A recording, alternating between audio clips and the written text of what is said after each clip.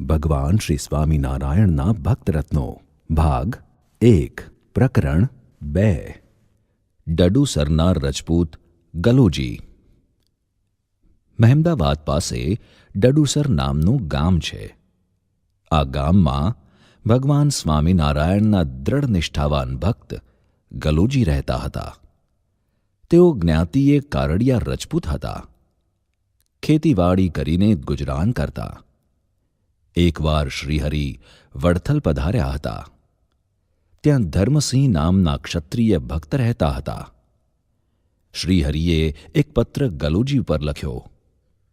તે ધર્મસિંહને આપી કહ્યું, હાલને હાલ ડડુસર જાઓ અને ગલોજીને આ પત્ર આપી આવો. ધર્મસિંહ શ્રીહરિની આજ્ઞા માથે ચઢાવી તત્કાળ ઘોડી ઉપર અસવાર થયા. વડથલનું પાદર વળોટ્યું ને ધર્મસિંહે ઘોડીને એડી મારી. બપોરની વેળા હતી. સીમને ઊભે માર્ગ એક ચકલુએ ફરકતું નહોતું.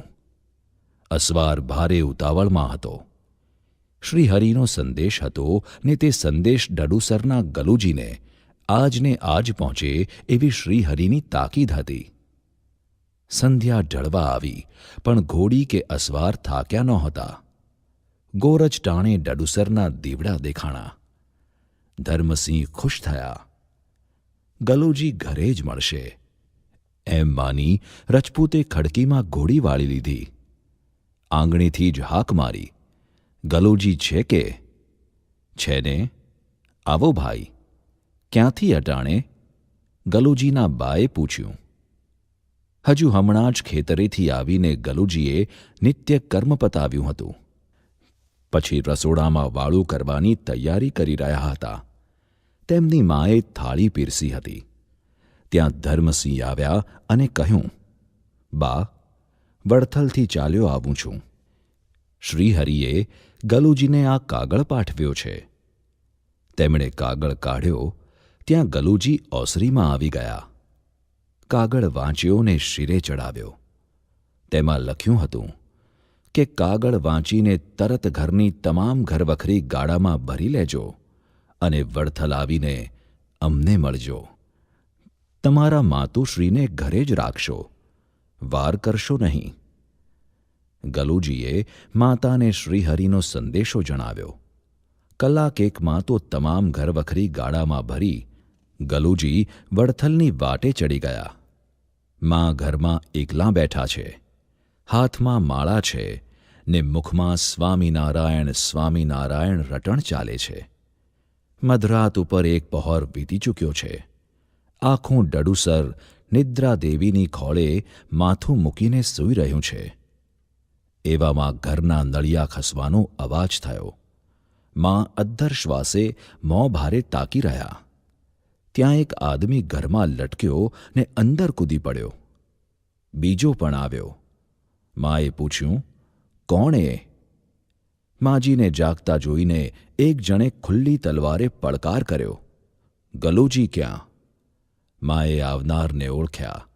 જૂની અદાવતનું વેર લેવા આજે કેટલાક રજપૂતો ભેગા મળીને આવ્યા હતા. જરા પણ થડક્યા વિના માએ કહ્યું, ભાઈ, ભગવાન સ્વામિનારાયણે તેડાવ્યો હતો. તે ગલોજી તો ઘરવખરી લઈને વડથલ ગયો છે. શું વાત છે? રજપૂતો ચમક્યા. ભગવાનની નજરું ગલોજી સુધી પહોંચી ગઈ. અમારા કરતૂતનો અણસાર અંતર્યામીથી અજાણ્યો કેમ રહે? વેરીઓ વિચારમાં પડી ગયા. થોડી ક્ષણો મૌનમાં વીતી ગઈ. આખરે મોવડી બોલ્યો, માફ કરો માડી. તમારા ભગવાન સાચા ને ગલોજી ભગતે સાચા. જો આજ ભગતને તેડાવી લીધા ન હોત તો ખરાખરીના થઈ જાત. ભગતને ભોંમાં ભંડારીને આજ તો આ ઘરને લૂંટી લેવા આવ્યા હતા. પણ રામ રાખે તેને કોણ ચાખે? મા બોલી ઉઠ્યા, બાપ, મારા ગલોજીની રક્ષા કરવા જ મહારાજે તો તેને વડથલ બોલાવી લીધો છે. પણ તમારે રક્ષા જોઈતી હોય તો આ વેર મૂકી દ્યો. ખરી વાત છે મા, અદાવતિયા બોલ્યા. આજથી વેર પૂરા થાય છે. આજથી ગલોજીના ભગવાન એ અમારા ભગવાન. અમારે અને એને હવે કોઈ વેર નથી. હવે અમને ભગવાનના આશીર્વાદ અપાવજો. એમ કહી સૌ માને પગે લાગી ઘર બહાર નીકળી ગયા. ગલોજી ઘેર પાછા વળ્યા ત્યારે વાત સાંભળી તેમની આંખો કૃતજ્ઞતાના આંસુથી ઉભરાઈ આવી. એકવાર શ્રીહરિ ઉમરેઠથી પાણસોરા થઈ વડતાલ જઈ રહ્યા હતા. રસ્તામાં ડડુસર ગામ આવતું હતું. શ્રીહરિએ એક ઘોડેસવાર દોડાવ્યો અને ગલુજીને માર્ગમાં દર્શન કરવા આવી જવા જણાવ્યું. ઘોડેસવારે ગલુજીને સંદેશો પાઠવ્યો અને આંગણામાંથી જ પાછો વળી ગયો. બરાબર તે જ વખતે ગલુજીના ઘરડા માતુશ્રી દેહ મૂકી ગયા હતા. આથી ગલુજીના ભાઈઓ મૂંઝવણમાં પડી ગયા. ગલુજી બોલ્યા, માડીની દેહક્રિયા કરવા રહીશું ને શ્રીજી મહારાજ નીકળી જશે તો ફરી લાભ નહીં મળે. માટે દેહને ઢાંકીને ઘરને રજોટીએ મૂકી દઈએ. અને એ કામ સત્વરે થયું. કોઈના હૈયેથી મરણપોક પડી નહીં. ડોશીને જોડીમાં બાંધીને માળિયામાં મૂકી દીધા. ઝટપટ સબોળ સ્નાન કરી પવિત્ર થઈ ગયા. બ્રાહ્મણને બોલાવી રસોઈની તૈયારીઓ કરાવી દીધી. પછી શરણાઈવાળા અને ઢોલ વગાડનારાને ડડુસરને પાદરે ઊભા રાખ્યા. સંઘને લઈ શ્રીહરિ પધાર્યા. ડડુસરને પાદર ઢોલ ઢબૂક્યા. શરણાઈઓના સૂર રેલાયા. ગલુજી શ્રીહરિના ચરણોમાં પડી ગયા. શ્રીહરિને ગલુજીએ કહ્યું, પ્રભુ, આપ પધાર્યા છો. મારા ધન્ય ભાગ્ય છે. જમવા ટાણું છે, માટે જમાડ્યા વિના તો જવા દઈશ નહીં. શ્રીહરિએ મુક્તાનંદ સ્વામી તરફ જોયું. સ્વામી, શું કરશું? તેમણે કહ્યું, મહારાજ, એમનો ભાવ છે તો જમીને જઈએ. શ્રીહરિનું ફુલેકું ગામના શેઠની ડેલીએ વિરમ્યું. અહીં તેમનો ઉતારો રાખ્યો હતો. શ્રીહરિએ ગલુજીને કહ્યું, તમે જાઓ, રસોઈ તૈયાર થાય એટલે અમને તેડવા આવજો. ગલુજી ઘેર આવ્યા. બધું ધોઈ પવિત્ર કરી બ્રાહ્મણ પાસે રસોઈ કરાવવા લાગ્યા.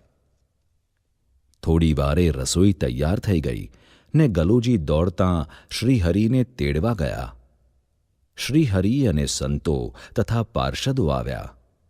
શ્રીહરિ હાથ પગ ધોઈ બાજોઠ ઉપર જમવા બિરાજ્યા. બ્રાહ્મણે શ્રીહરિને પીરસ્યું. સંતો તથા પાર્ષદો શ્રીહરિના દર્શન કરતાં સામે બેઠા. શ્રીહરિની જમવાની ઝડપ પણ જબરી. મુક્તાનંદ સ્વામી આશ્ચર્યવત શ્રીહરિની ક્રિયા જોઈ રહ્યા. આટલી ઝડપ શ્રીહરિએ કદી કરી ન હતી. પછી શ્રીહરિએ ચડું કરતાં જ સંતો પાર્ષદોને કહ્યું, ઝટ જમવા બેસી જાઓ, આપણે મોડું થાય છે. સૌને જમવા બેસાડી દીધા. ગલુજીએ બ્રાહ્મણ પાસે સૌને સારી રીતે પીરસાવ્યું. શ્રીહરિએ પણ કહ્યું, સંતો, સૌ ખૂબ જમજો. ગલુજીનો ભાવ જબરો છે. આજની રસોઈમાં જાણે અમૃત ભર્યું છે. શ્રીહરિએ સૌને ખૂબ આગ્રહ કર્યો. જમી રહ્યા પછી શ્રીહરિએ ગલુજીને પૂછ્યું, અમે જઈએ? તેણે તરત જ હાથ જોડ્યા. હા મહારાજ, પધારો. એમ કહીને પોતે પણ શ્રીહરિને વળાવવા સાથે ગયા. પાદરેથી શ્રીહરિએ ગલુજીને કહ્યું, ગલુજી, હવે જાઓ, તમારું અધૂરું કામ બાકી છે તે પૂરું કરો. ગલુજી પગે લાગીને ઘર તરફ વળ્યા.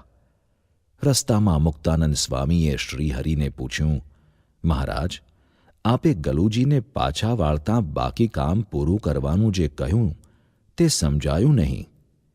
શ્રીહરિ આ સાંભળી હસ્યા. તેમણે કહ્યું, સ્વામી, ગલુજીએ તો આજે એવું કામ કર્યું છે જે બીજા કોઈથી થઈ ન શકે. મુક્તાનંદ સ્વામી હજુ ન સમજ્યા. તેઓ વિચાર કરવા લાગ્યા. ગલુજીએ સૌને જમાડ્યા. રસોઈ તો સાદી હતી, પણ સ્વાદ ઘણો હતો. હા, રસોઈમાં એવી કોઈ નવીનતા ન હતી. સ્વામીને વિચાર કરતા જોઈ શ્રીહરિએ કહ્યું, સ્વામી, શંકા તો નહીં થાય ને?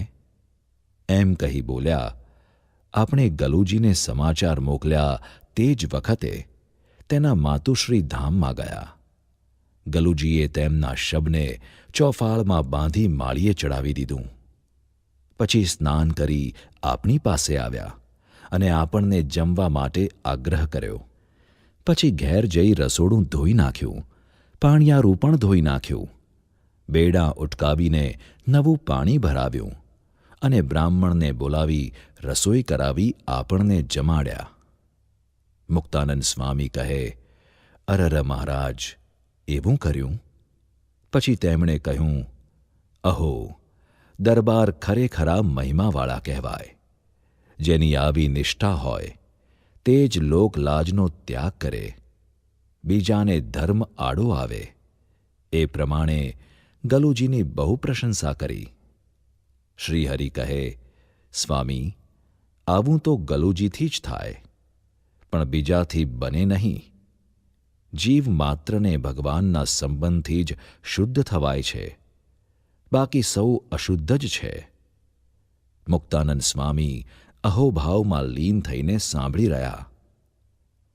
ભગવાન સ્વામિનારાયણે વચનામૃત લોયા પ્રકરણ 3માં કહ્યું છે, જેને ભગવાનનો ને સંતનો મહાત્મ્ય જ્ઞાને સહિત નિશ્ચય હોય, તેથી ભગવાનને અર્થે ને સંતને અર્થે શું ન થાય? એને અર્થે કુટુંબનો ત્યાગ કરે, લોકલાજનો ત્યાગ કરે, રાજ્યનો ત્યાગ કરે, સુખનો ત્યાગ કરે, ધનનો ત્યાગ કરે, સ્ત્રીનો ત્યાગ કરે અને સ્ત્રી હોય તે પુરુષનો ત્યાગ કરે. એમ કહીને પછી આ સર્વે હરિભક્તની વાર્તાઓ એકબીજા કેડે કરી.